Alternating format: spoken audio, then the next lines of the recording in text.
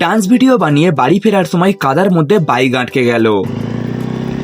Hello everyone, তোমরা আমার আগের ব্লগে দেখেছিলে ভিডিও বানানোর জন্য আমি একটা খুব সুন্দর প্লেসে গিয়েছিলাম আর তারপর বিভিন্ন রকম অ্যাঙ্গেল থেকে ভিডিও শুট শুরু করেছিলাম। এখন বর্ষাকাল, তাই বৃষ্টির জন্য অনেক দিন হয়ে গেছিল বাইরে ভিডিও করতে পারিনি। আর আজও ভেবেছিলাম ভিডিওটা হয়তো কমপ্লিট করতে পারবো না, কারণ ভিডিওটা করতে করতে বারবার বৃষ্টি চলে আসছিল, মানে সিরিয়াসলি খুবই বিরক্ত লাগছিল।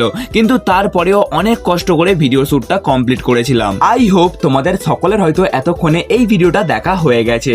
আর যারা যারা এখনো ভিডিওটা দেখোনি তারা গিয়ে ঝটপট ভিডিওটা দেখো, বিকজ এই বৃষ্টির মধ্যে ভিডিওটা বানাতে আমার ভীষণ স্ট্রাগল করতে হয়েছে। আর তোমরা যদি আমার মতো এরকম ভালো ভালো ভিডিও বা যে কোনো ধরনের ফটোশুট করতে যাও তাহলে রাকেশের সাথে কন্ট্যাক্ট করে নিও, because he works perfectly in every single frame. So আমি ওর আইডি ডেসক্রিপশনে মেনশন করে দেবো। এরপর ভিডিও শুট কমপ্লিট হয়ে যাওয়ার পর মুষলধারে বৃষ্টি চলে এসেছিল।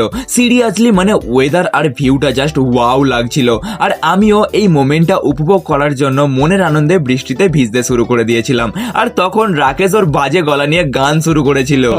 तुझे यू प्यार करेगा। তারপর আমরা ফুল ফান করে বৃষ্টি থামতে যখন সেই দূর থেকে আমি আমার বাইকটা আনতে যাচ্ছিলাম তখন একটা গরু আসছিল।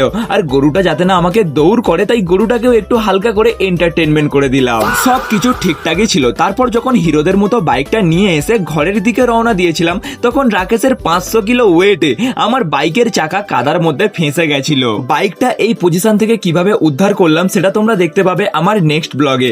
আজকের মতো ভিডিওটা এখানেই শেষ করছি। See you in the next video. Till then, by.